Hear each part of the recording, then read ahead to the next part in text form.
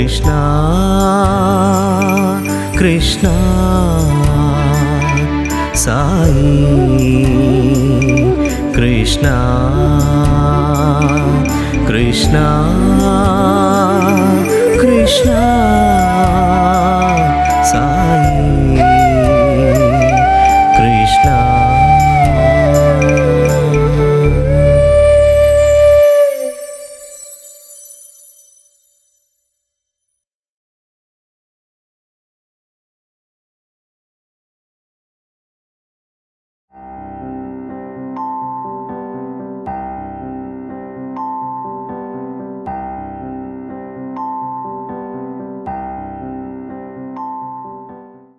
11th 12th పర్తిలో చదువుకున్నారు స్కూల్లో.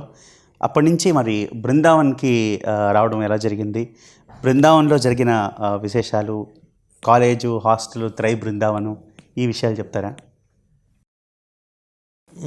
11th 12th మేము పుట్టుపర్తిలో చదువుకున్నాం కనుక తర్వాత ఎవరికైతే కంటిన్యూ చేయాలనుకుంటే వాళ్ళు అప్లై చేయాలన్నారు. సో అప్లై చేసుకుని అప్పటికి స్వామి చేత అప్పుడు మేము మా బ్యాచ్ ఫామ్ బ్యాచ్ కనుక మా అందరికీ వచ్చేస్తుంది అనేసి మేము అయినా కానీ రాయాలి, ఎగ్జామ్ రాయాలి, రూల్స్ ప్రకారం మేము అన్నీ రాయాలి కనుక అప్లై చేసాము.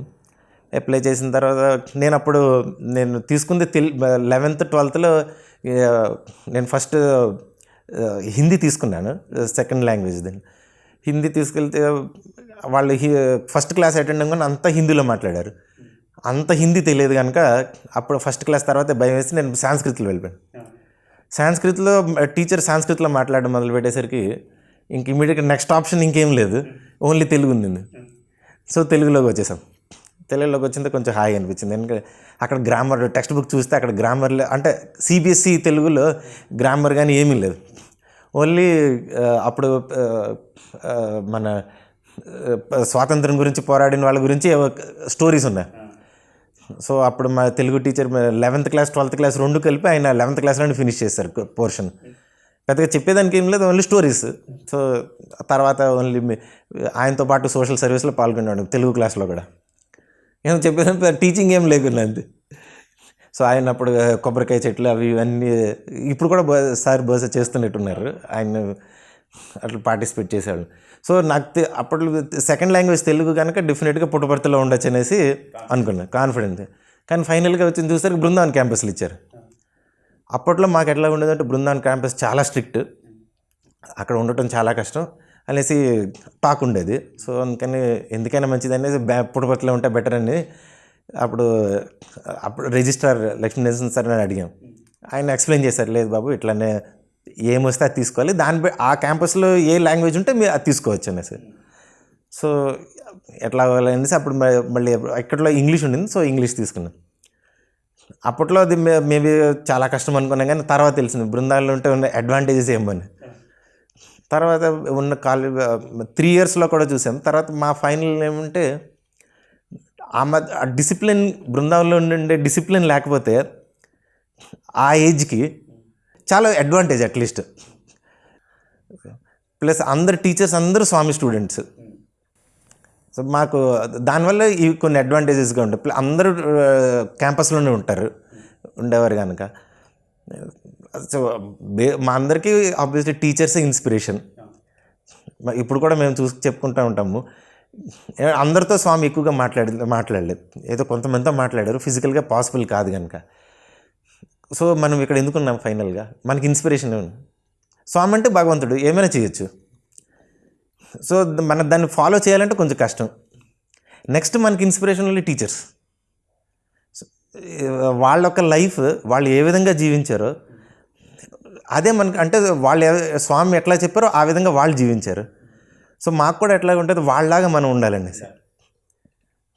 ఆ ఇన్స్పిరేషన్తో అట్లీస్ట్ నా వరకు నేను మా ఫ్రెండ్స్ మేము మాట్లాడుకున్నాం, మా వరకు ఏమంటే ఓన్లీ టీచర్స్ ఏ విధంగా అయితే ఐడియల్గా స్వామికి నచ్చే విధంగా ప్రతి విషయంలో నేను హాస్టల్లో కానీ కాలేజ్ విషయాలు కానీ ఏం చేసినా కానీ స్వామికి నచ్చుతుందా లేదా అంతే.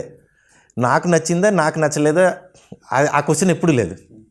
స్వామికి నచ్చిందా స్వామికి నచ్చలేదా, దట్స్ ఆల్. రూల్స్ ఏం చెప్పా అది పక్కన, స్వామికి నచ్చిందా నచ్చలేదా అంతే. దీని ప్రకారం చూసుకొని వాళ్ళ లైఫ్ అంతా అట్లానే జరుపుకున్నారు. ఆ ఇన్స్పిరేషన్తోనే మేము ఇట్లా కంటిన్యూ అయిపోయినాం. మాకు బృందావన్ కాలేజీలో హాస్టల్లో కూడాను అందరు టీచర్స్ ఫస్ట్ థింగ్ ఏం చూసామంటే మేము వెళ్ళంగానే అక్కడ వార్డెన్ సరే ఫస్ట్ కూర్చుంటారు డైనింగ్ హాల్ సెషన్స్లో. ఆయన ఎప్పుడు తినేది అట్లా ఆయనే ఫస్ట్ కూర్చుంటారు. అందరూ వచ్చి కూర్చున్న తర్వాతనే బ్రహ్మార్పణ స్టార్ట్ అవుతుంది. ఎవరు పట్టుకు వాళ్ళు వచ్చి తినుకొని అఫ్కోర్స్ లాజిస్టికల్గా పుట్టపర్తిలో ప్రాబ్లం ఏమంటే ఎక్కువ మంది మనుషులు, తర్వాత హాల్ చిన్నది, సో అది పాసిబుల్ అయ్యేది కాదు. అక్కడ బృందావనంలో అందరికీ సరిపోయినంత ఉండేది. వార్డెన్ సరే ఫస్ట్ వచ్చి కూర్చుండేవారు లైన్లో. అందరు కూర్చున్నాక అప్పుడు బ్రహ్మార్పణ చెప్పేవారు. అందరు కలిసి తిని క్వైట్గా, అక్కడ టీ షర్ట్స్ అలవ్ లేదు, మాకు క్వైట్గా వచ్చేది. అందరూ తిని మాట్లాడేది లేదు, తినేసి సైలెంట్గా వెళ్ళిపోయింది. ఎవరు భోజనం రూమ్లో తీసుకెళ్ళడానికి లేదు, అందరూ డైనింగ్ హాల్లోనే తినాలి. అప్పట్లో మనం అనుకునే కానీ తర్వాత ఆ డిసిప్లిన్ ఎంత ఇంపార్టెంటో మనకి తర్వాత తెలిసి వస్తుంది. కాలేజీలో అంత సింపుల్గానే జరిగేది. హాస్టల్స్లో తర్వాత నేను స్కూల్లో ఉన్నప్పుడు ఈ మెయింటెనెన్స్లో జాయిన్ అయ్యే అవకాశం లేదు. కానీ కాలేజీలోకి వచ్చినాక ఫస్ట్ ఇయర్స్ తీసుకునేవారు కాదు, only second year third year మెయింటెనెన్స్లో ఉండేవారు. కాలేజీలో ఎవరు లేకుండా ఓన్లీ హాస్టల్ మెయింటెనెన్స్ ఉండేది. ఏదైనా అవసరమైతే హాస్టల్ నుంచే వాళ్ళు రిపేర్ చేసేవారు. అప్పుడు ఫస్ట్ ఇయర్లో తీసుకున్నారు నాకు మెయింటెనెన్స్లో. అప్పుడు నేను ఒక్కడనే ఉండేవాడిని ఫస్ట్ ఇయర్ నుంచి. అక్కడ ఏదైనా రిపేర్స్ కావాలంటే చిన్న చిన్న ట్యూబ్లైట్స్ ఇవన్నీ రిపేర్ చేసుకునేవాళ్ళు, మెయింటైన్ చేసుకునేవాళ్ళము. ఆ తర్వాత ఆ ఛాన్స్ తోటి సెకండ్ ఇయర్లో ఎనివే జాయిన్ అయ్యాం. ఆ ఇయర్ ఫస్ట్ ఇయర్ మాకు ఇంకో అడ్వాంటేజ్ అంటే, ఓన్లీ మా బ్యాచ్కి వచ్చిన అడ్వాంటేజ్ ఏమంటే అఫ్కోర్స్ ఆ ఉన్న 3 years వాళ్ళకి వచ్చింది 94లో. ఆ ఇయర్ కుల్వంత్ హాల్ కన్స్ట్రక్షన్ జరుగుతుంది కనుక Swami including almost up to birthday Swami బెంగళూరులోనే ఉన్నారు. సో బృందాలు ఉన్నారు కనుక ఆ ఇయర్ అన్యూజువల్గా అందరికీ ఛాన్సెస్ దొరికినాయి 3 sessions అట్లా. ప్లస్ స్వామి అప్పుడేం చెప్పారంటే కొన్ని రోజులు అప్పట్లో ఎందుకంటే సీనియర్ బాయ్స్కి ఫస్ట్ ఛాన్స్లు అవన్నీ ఇచ్చేవారు. ఆబ్వియస్లీ వాళ్ళు వెళ్ళిపోతారు కనుక అట్లాగని ఇచ్చారు. స్పెసిఫిక్గా స్వామి అడిగిన ఫస్ట్ ఇయర్ వాళ్ళు ఏం కనబట్లేదు, అందరూ పాత మొక్కలే కనిపిస్తున్నాయి. దాంతో వార్డెన్ సార్ మాకు ఫస్ట్ ఇయర్స్ని అందరూ పంపించేవారు. తర్వాత మా బ్యాచ్ని 12th class నుంచి ఫామ్ బ్యాచ్లో నుంచి కొంతమంది అందులో బృందావన్ బ్యాచ్లో ఉన్నాం కనుక మేబీ వాళ్ళ అవ్వచ్చు. సో దానివల్ల కూడా మాకు ఛాన్సెస్ బాగా దొరికేవి. మేము రెగ్యులర్ డైలీ 3 sessions ఉండేవి. ఒకసారి మేము ఇంకా స్కూల్లో ఎస్పెషల్లీ కెమిస్ట్రీ క్లాస్లో మేము ఇంకా ప్రాక్టికల్స్ ఇంకా కంప్లీట్ చేయము, అప్పుడు స్వామి ఆల్రెడీ 3కి పిలిచేశారనేది. ఇంకా అక్కడ నుంచి ఇట్లా డైరెక్ట్ పరిగెత్తేవాళ్ళం అంతే. కాలేజ్ నుంచి బుక్స్ అన్నీ వదిలేసి ఇంకా పరిగెత్తేవాళ్ళం. ఇట్లా రోజు ఏదో ఒకటి కొత్త జరిగేది. కొన్ని త్రైలో జరిగినటువంటి కొన్ని విశేషాలు ఏమైనా చెప్పండి. కొన్ని మెయిన్లీ స్వామి స్వామి డిఫరెంట్ ఆస్పెక్ట్స్ గురించి చెప్పేవారు. ఏమంటే డైలీ ఆఫ్కోర్స్ డిస్కోర్స్ ఉండేది కాదనుకోండి, కాకపోతే పెద్దవాళ్ళతో ఎవరితోనైనా మాట్లాడించేవారు. వాళ్ళ ఎక్స్పీరియన్సెస్ అక్కడ బాగా అప్పట్లో మాకు రవికుమార్ సార్ వీళ్ళంతా చెప్పుకున్నారు. నేను జాయిన్ అయినప్పుడు principal sir Anil Kumar sir ఉండేవారు. సో ఆ ఫస్ట్ ఇయరే కనుక సార్ కూడా అక్కడే ఉండేవారు.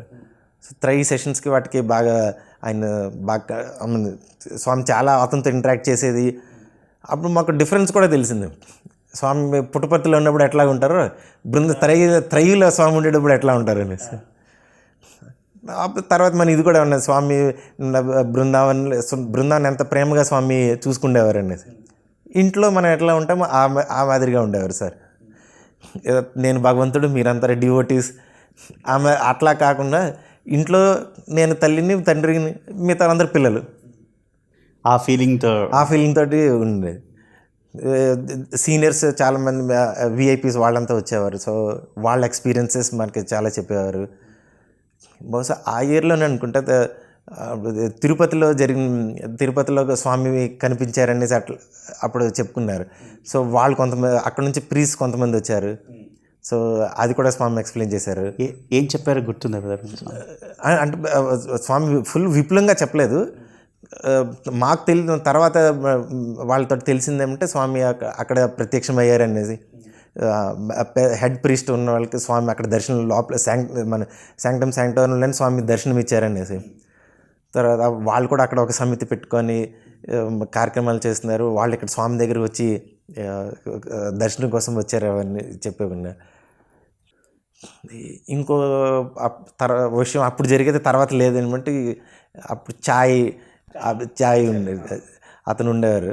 సో అప్పట్లో అది ఒక గోల్ టైప్ అనమాట, చెప్పేవారు అనమాట. ఎవరైతే ఆ బ్యాచ్లో ఎవరైతే మంచి బాయ్స్ ఉంటారో వాళ్ళకే ఛాన్స్ దొరుకుతుంది అనేసి, చాయ్ బాయ్స్కి.